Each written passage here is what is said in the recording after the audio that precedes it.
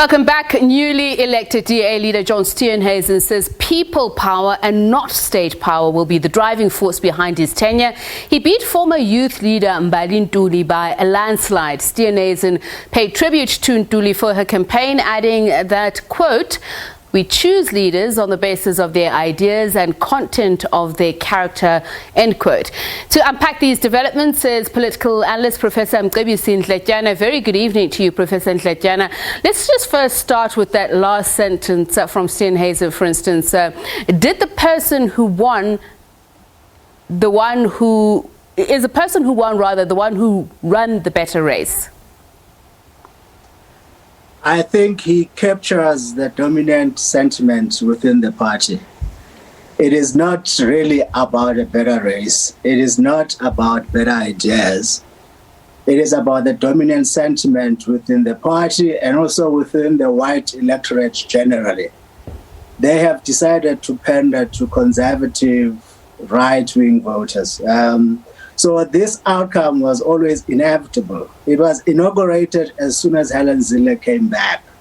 And then at the time, she had built this reputation as a conservative right-wing person who thrived in all sorts of notorious ideas about colonialism, this and that. So it was clear what kind of a party in South Africa Zille had in mind, which was quite different from what she had had as leader of the party. But when she came back, she had different ideas. So as soon as they brought her back, it was clear that this is the direction that the party wanted to go into. So John pretty much inherited the vision that Helen had created even before she came in, yeah. It's interesting that you say that, because it was observed that he came in as a clear favourite from the beginning. Some say, though, that the proposal brought forth by Ntuli may have worked against her, including a suggestion for a deputy federal leader and chief whip to be removed from the National Management Committee. What are your thoughts on this? I don't buy that. I think Ntuli represents a different vision altogether of the party.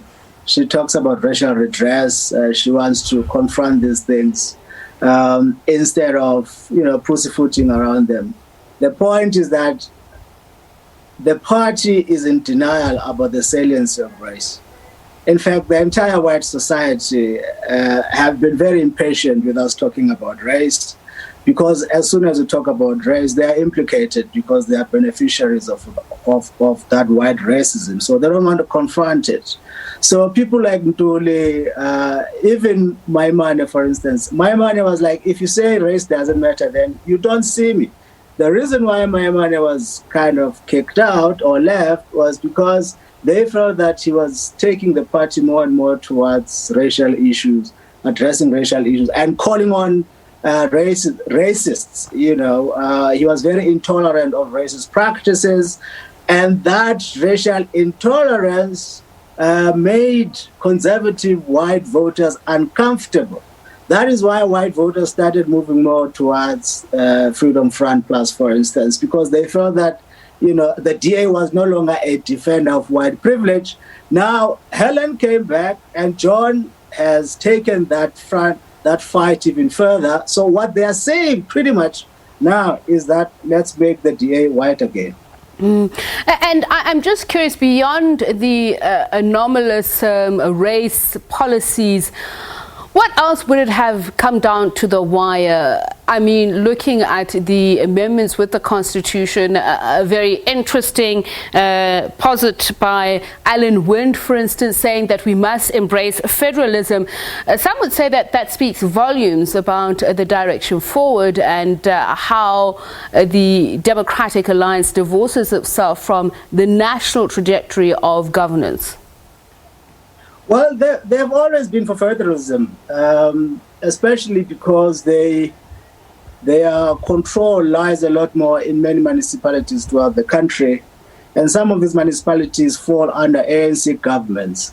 So they would want even more decentralization to these municipalities to be in charge of their own affairs. This is where at least the DA can demonstrate that they can do better than the ANC, right? So that's partly the reason why they want to be left alone. They don't want provincial interventions because some of these governments are ANC government. But what they are not telling us is that, in fact, most of these municipalities are in shambles. So if you devolve even more powers to municipalities, you're not going to get much help because they're in shambles anyway, right? So this is a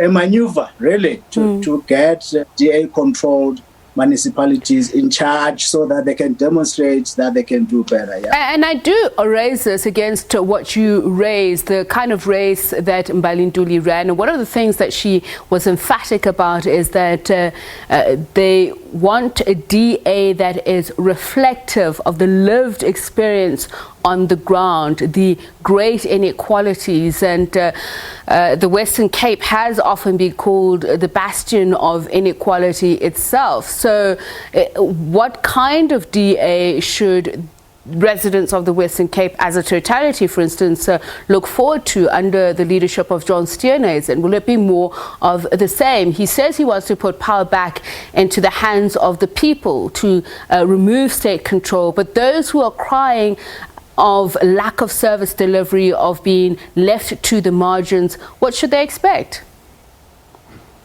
You see, I don't think the message that John puts across is somewhat credible. That state ownership, state leadership has become notorious lately. We hear all sorts of scary details about how state entities have been messed up. So that message resonates, but it is the messenger that is somewhat problematic. John Steenhuisen come across as a reincarnation of a Tony Leon character of sorts. The 1999-2000 Tony Leon, the fight back kind of thing. So I doubt that he will resonate or appeal to black voters. That character is somewhat unappealing to black voters, especially those who are looking at issues of racial redress, right? And secondly, in as much as one frowns upon state ownership, given what has been happening lately, the point is there are a lot of people who still rely on the state, people who are poor. You cannot rely entirely on the market. Part of the reason why the land issue in this country has not been addressed is because the market has been demanding exorbitant prices. And here you talk of urban land, in the urban areas, for instance, that can be used to build houses. So if you were to rely on the mercy of the market entirely, you will never get anything done. So this idea that you are for transformation, for redistribution, and yet you want to undermine the role of the state altogether, it's absurd. You do still need the state to assume a central role. Anything different to that is simply rhetoric. And I want to latch on to that just very quickly. Resolution 19 of what they were voting about was rent control in areas governed by the DA. But given its position on property rights in South Africa, is it something that they will be able to enforce and achieve? Well, it would be interesting to see, because I don't know what kind of powers Western Cape government would have, right? I mean, one of the things I've always thought that Western Cape could do, because they have so many foreign-owned property and they get so much tourism, one thought that they could have a different kind of taxation for locals as well as for foreigners, to boost up their local revenue, right? Because, people pay in dollars. They don't mind paying. So the earnings from foreign earnings could be used towards Khayelitsha, serious transformative activities. But I haven't seen any of that happening. So if that's what they have in mind, I would be impressed. But, the idea about the DA is that they pander to private property because some of them are their donors. So they always placate them. All right. Thank you so much for speaking to us and your insights. Political analyst, Professor Mcebisi Ndletyana, of course. So we'll go much deeper into the DA's policies later on in the program. But coming up at 6:30, Dr. Leslie Bamford